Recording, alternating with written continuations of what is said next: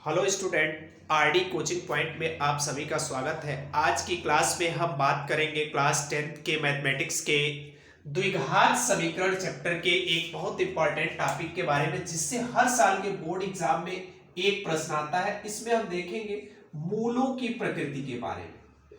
जैसा कि हमने अपने पिछले वीडियो लेक्चर में आपको बताया है कि द्विघात समीकरण है तो उसके मूल हम कैसे निकालते हैं और कैसे कैलकुलेट करते हैं कि वह मूल आपके कैसे निकल के आएंगे। इसके लिए हमने आपको श्रीधराचार्य विधि बताया है, गुणनखंड विधि बताया है और आपको पूर्ण वर्ग बना के बताया। मूलों की प्रकृति आपको निकालनी है। इसके लिए आपको ध्यान होगा, हमने आपको बताया है x equal to minus b plus minus under root b square minus 4ac upon 2a। यह आपका क्या है, एक मूल है। किसके लिए? अगर आपके पास कोई ax square plus bx plus c equal to 0 इस तरह का द्विघात समीकरण है और इसमें आपको x की वैल्यू फाइंड आउट करनी है, तो ये वैल्यू निकल के आती है। ठीक है, यानी कहने का मतलब ये है कि ये x है तो इसमें x1 आपका कितना हो जाता था, minus b plus under root b square minus 4ac upon 2a हो जाता था। ठीक है, दूसरा इसमें अगर x2 की बात करें तो x2 आपका minus b minus under root b square minus 4ac upon 2a आ जाता था। ठीक है, तो यह आपके क्या हो गए, दो मूल हो गए किसके, द्विघात समीकरण ax square plus bx plus c बराबर 0 के दो मूल आपके पास निकल के आ गए। अब ये मूल आपके कैसे होंगे, क्या होंगे, हम इसकी बात करते हैं। पहली कंडीशन इसमें यह है कि अगर बी स्क्वायर माइनस 4ac यह आपका दोनों मिलके 0 से बड़ा है, यानी एक क्या है, धनात्मक संख्या है। ठीक है, धनात्मक संख्या है तो इसके जो मूल होंगे वो क्या होंगे, x1 equal to minus b plus under root b square minus 4ac upon 2a और x2 कितना हो जाएगा, minus b plus minus under root b square minus 4ac upon 2। ये इस कंडीशन में आपका क्या निकल के आया, आप देख पा रहे हैं कि जो निकल के आया वो क्या निकल के आया, दोनों मूल आपके पहली चीज तो क्या होंगे, भिन्न होंगे और वास्तविक।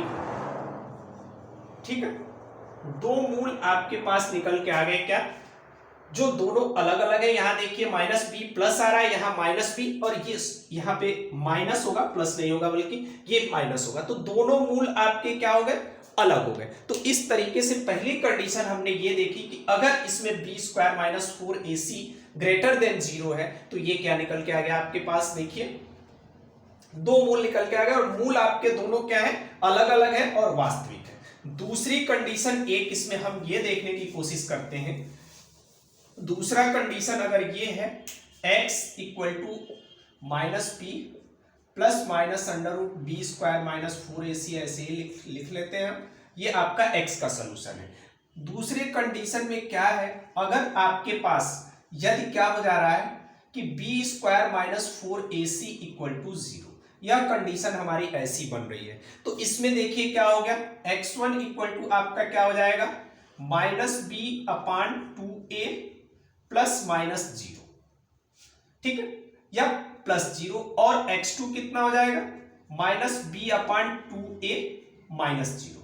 इसको भी आप सॉल्व करेंगे तो कितना आएगा, और इसको भी सॉल्व करेंगे तो कितना आएगा, माइनस बी अपान 2। अब यहां पर आपको देखने की एक चीज जरूरत है कि चूंकि x1 और x2 आपके क्या आ रहे हैं, बराबर आ रहे हैं, यानी कहने का मतलब यह है कि अगर बी स्क्वायर माइनस 4ac बराबर हो जाता है तो इस स्थिति में मूल क्या होते हैं, बराबर होंगे और वास्तविक होंगे।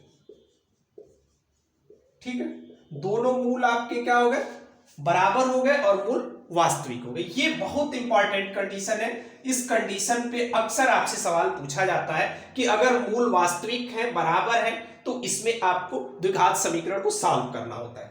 तीसरी एक कंडीशन हमारे पास ऐसी बन के आ रही है, जब आपका क्या हो, तीसरा जो कंडीशन है हमारे पास, तीसरा जो कंडीशन है केस 3 की अगर हम बात करें तो यदि आपके पास एक ऐसी कंडीशन बन जाए लेस देन 0, यानी बी स्क्वायर माइनस 4ac आप कैलकुलेट कर रहे हैं और आपकी वैल्यू कितनी आ जा रही है, 0 से कम आ जा रही है, तो इसका मतलब क्या हो गया, ये टर्म आपका 0 से कम आ गया, यानी x1 आपका क्या हो जाएगा माइनस बी प्लस माइनस ये क्या हो जाएगा अंडर रूट में निगेटिव चीजें आ जाएंगी। ठीक है, निगेटिव आने का मतलब क्या हो गया, ये आपका काल्पनिक मूल हो जाएंगे, यानी मूल क्या होंगे आपके काल्पनिक होंगे। तो 3 कंडीशन हमने आपके सामने डिस्कस की, पहला जब ये 0 से बड़ा था, दूसरा जब बराबर था, और तीसरा क्या है काल्पनिक है। यानी ये जो छोटा हो जाएगा तो छोटा होने का मतलब ये अंडर रूट में निगेटिव आ जाएगा, और अंडर रूट में जब निगेटिव आ जाता है तो इसका हम गुणनखंड फैक्टर नहीं कर पाते हैं, यानी वह आपका क्या हो जाता है काल्पनिक मूल हो जाता है। अब यहां पर देखिए एक बहुत ही इंपॉर्टेंट चीज आप बार बार डिस्कस कर रहे हैं जिसका नाम है बी स्क्वायर माइनस 4ac। अब ये बी स्क्वायर माइनस 4ac है क्या, इसी की मदद से हम ये डिसाइड कर पा रहे हैं कि किसी भी द्विघात समीकरण का मूल क्या है, वास्तविक है या फिर आपका काल्पनिक है। बार बार एक चीज हम बात कर रहे हैं, बी स्क्वायर माइनस 4ac ये बराबर होता है डी के। ठीक है, यानी d इक्वल टू होता है बी स्क्वायर माइनस 4ac, और यह आपका कहलाता है किसी भी द्विघात समीकरण का विविक्तिकर। ठीक है, ये विविक्तिकर कहलाता है। इसी के ऊपर डिपेंड करता है कि किसी भी द्विघात समीकरण का मूल वास्तविक होगा, बराबर होगा, काल्पनिक होगा या नहीं होगा। ठीक है, या उसका हल संभव नहीं है। तो यह आपका कोई भी समीकरण अगर दिया है द्विघात समीकरण, उसको हमें हल करना है तो हम इसकी मदद से पहले उसका हम बी स्क्वायर माइनस 4ac करेंगे। एक सवाल लेके हम देखते हैं कि क्या पॉसिबल है ऐसा कुछ कि हम कर पा रहे हैं इसका कि नहीं कर पा रहे हैं, वो बात की बात है, हम देखेंगे। पहले एक क्वेश्चन मान लीजिए कि आपके पास ऐसा है कि x square plus 7x minus x square plus 5x plus 6 बराबर 0। सबसे पहले हम एक बहुत छोटा सवाल लेते हैं, फिर इसमें देखेंगे कि क्या निकल के आता है। इसका हमें क्या निकालना है, सबसे पहले तो हम इसका विविक्तिकर निकालें, डी का मान ज्ञात करें और मूलों की प्रकृति ज्ञात करें कि मूलों की प्रकृति कैसी होती है। मूलों की प्रकृति निकालने का मतलब है कि बराबर होंगे, वास्तविक होंगे या भिन्न होंगे। तो सबसे पहले इस समीकरण इसको 1 मान लें, लिखेंगे इसमें समीकरण 1 की तुलना ax square plus bx plus c बराबर 0 से करने पर। ठीक है, जैसे ही इसकी हम तुलना करेंगे, देखिए a की जगह पे आपको 1 मिल गया, b की जगह पे आपको 5 मिल गया और c की जगह पे कितना मिल गया 6 मिल गया। अब हम d कैलकुलेट करते हैं तो d इक्वल टू आप लोग जानते हैं B square minus 4ac। b कितना है 5 का स्क्वायर माइनस 4 इंटू 1 इंटू 6 कितना हो जाएगा, ये 25 हो जाएगा, ये 4 छक्के 24 कितना आ गया, ये 1 आ गया। डी आपका कितना आ गया 1 आ गया, यानी ये जो 1 है वह देखिए क्या होगा 0 से बड़ा है। और अभी हमने आपसे एक कंडीशन डिस्कस किया था कि यदि बी स्क्वायर माइनस 4ac जो है ये 0 से बड़ा हो जाता है तो इसके मूल क्या होते हैं, मूल वास्तविक होंगे और क्या होंगे भिन्न होंगे। यानी वास्तविक तो होंगे ही होंगे, दोनों आपस में बराबर होने की संभावना बहुत कम है। तो इसके मूल क्या हो गए, मूल वास्तविक होंगे एवं भिन्न होंगे। तो ये अगर इतना काम आपने परीक्षा में कर दिया तो ये 2 नंबर का काम आपका हो गया। ठीक है, ये इस तरीके से आपसे पूछा जाता है कि किसी भी द्विघात समीकरण का आप मूलों की प्रकृति बताइए। जैसे एक और सवाल हम लेके देखते हैं कि क्या होगा। ठीक है, ये आपका एक द्विघात समीकरण हमने ऐसा लिया जिसके मूल क्या हो गए बराबर हो गए। अब सपोज करिए कि आपके पास एक समीकरण ऐसा आ गया 2x square plus 5x plus k equal to 0 के मूल बराबर है। ठीक है, तो k का मान ज्ञात कीजिए।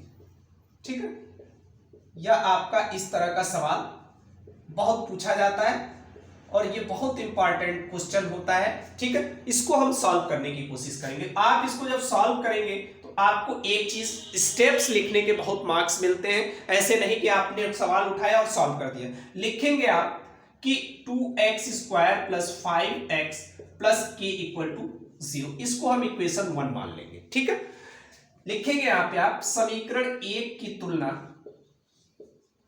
ठीक है, ax² + bx + c = 0 से करने पर। ये चीज आप जरूर लिखेंगे। मैक्सिमम लोग क्या करते हैं, सीधे आप इसमें ये लिखने के बाद a = इतना, b = इतना, c = इतना, इससे नहीं पता चलता a b c कहां से आया। a b c अब इससे तुलना करेंगे तो ये पता चल गया कि a यहां से आया है, b यहां से, c यहां से।